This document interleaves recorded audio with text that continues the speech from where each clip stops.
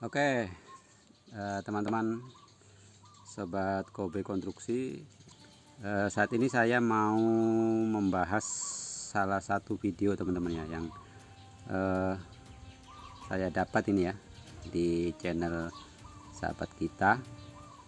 Ya, ini tentu sangat penting teman-teman ya untuk kita pahami, untuk kita ketahui teman-teman ya.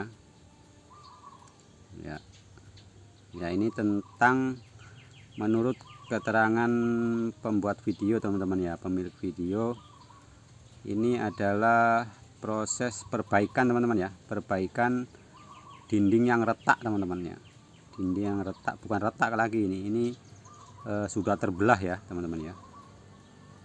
Ya, seperti ini ya model dindingnya ya.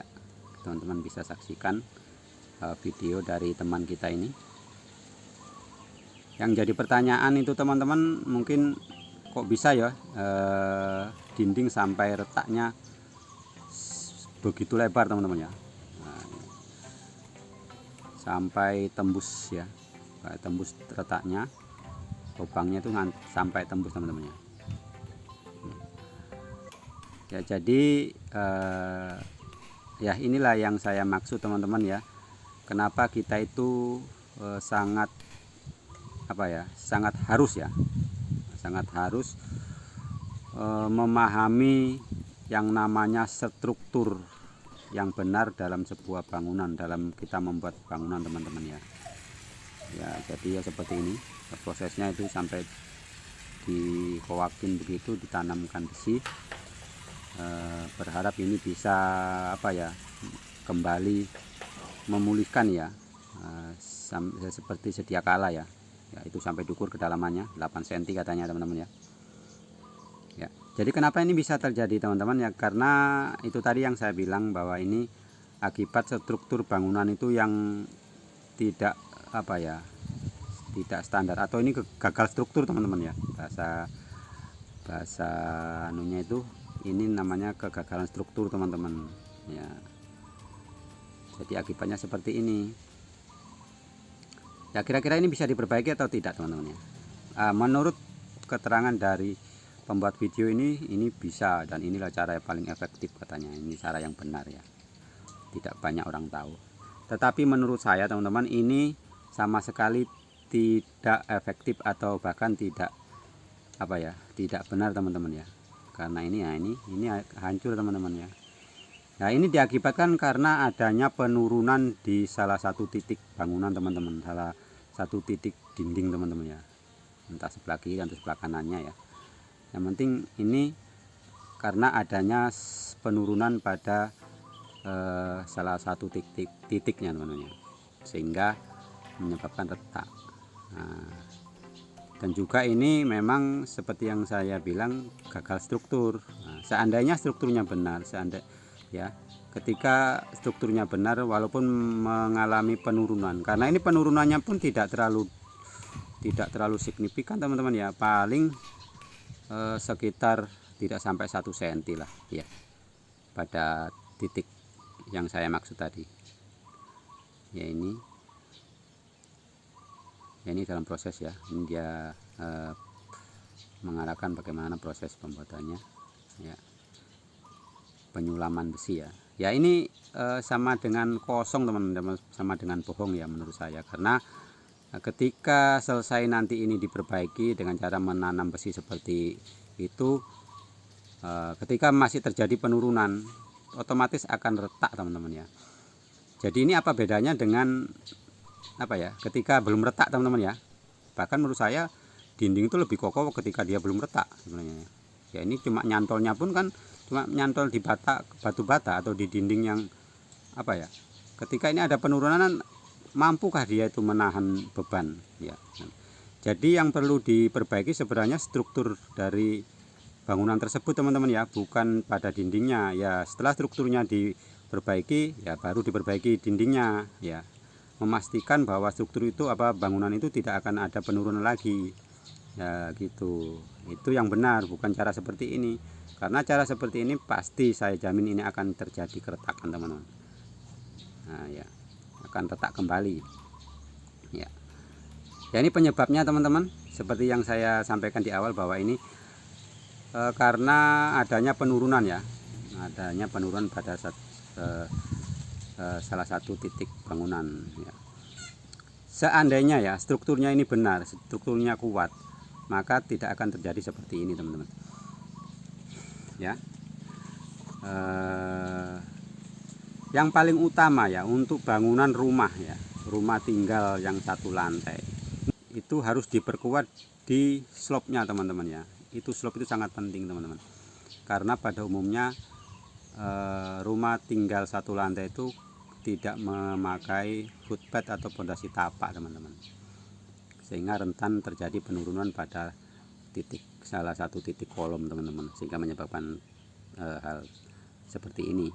Seandainya pun menggunakan pondasi tapak teman-teman, jika kontur tanah pada bangunan yang didirikan itu tidak stabil ataupun tidak sama teman-teman, pondasi tapak itu pun tidak menjamin tidak terjadinya penurunan teman-teman ya. Pondasi tapak ini bukan pancang teman-teman, bukan cakar ayam ya. Ini jangan salah ya, ketika ada yang memahami bahwa pondasi tapak itu ada yang bilang bahwa itu adalah cakar ayam. Bukan teman-teman ya, cakar ayam itu adalah pancang itu, atau paku bumi lah.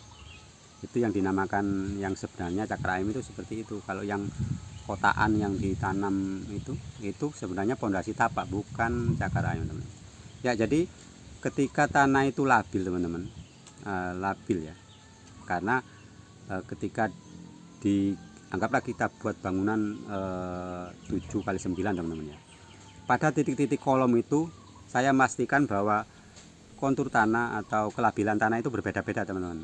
Nah, jadi cenderung atau rentan kemungkinan akan terjadi penurunan di salah satu titik kolomnya. Nah, kenapa saya menganjurkan bahwa slope itu harus diperkuat teman-teman, diutamakan ya. Kekuatan slope itu harus diutamakan karena mencegah hal seperti itu. Sehingga seandainya terjadi penurunan di satu titik kolom, itu tidak akan mempengaruhi dinding atau bangunan tersebut teman-teman ya, karena slope-nya sudah kuat teman-teman. Paling utama itu slope.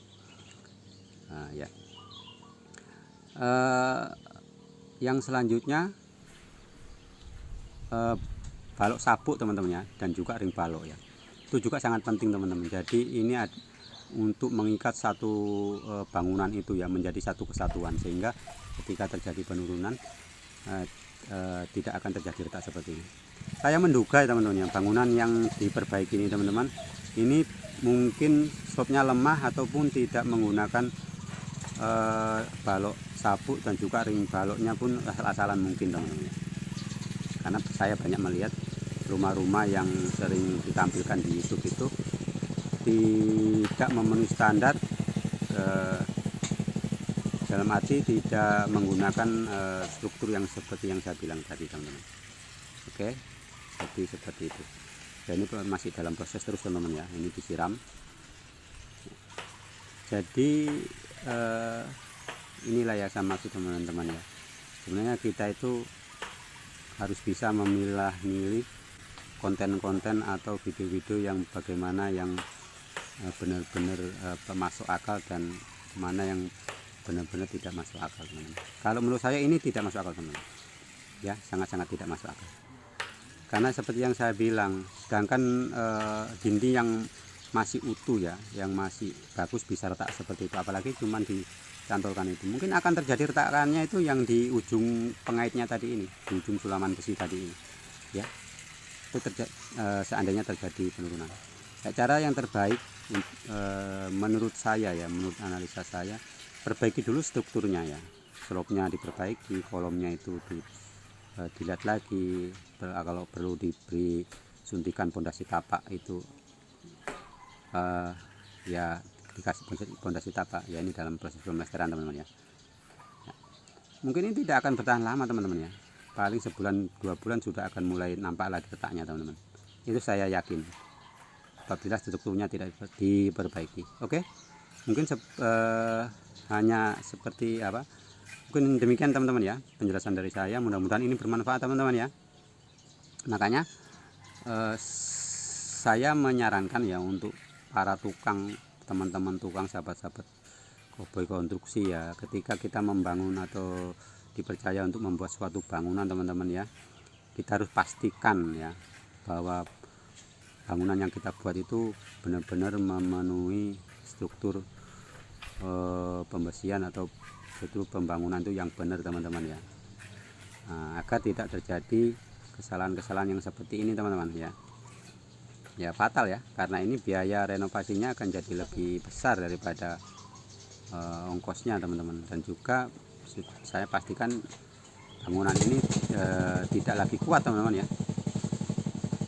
Makanya kecuali permintaan dari si konsumen atau si tuan rumah atau orang yang mempekerjakan kita untuk menghemat biaya, ya apa boleh buat. Tapi selama kita diberi kebebasan untuk mengatur segala perencanaan untuk bangunan tersebut, ya kita harus buat sekuat mungkin teman-teman ya. Jangan cuma karena ingin dibilang cepat sehingga kita membuat bangunan itu asal-asalan, jangan teman-teman. Karena kasihan ya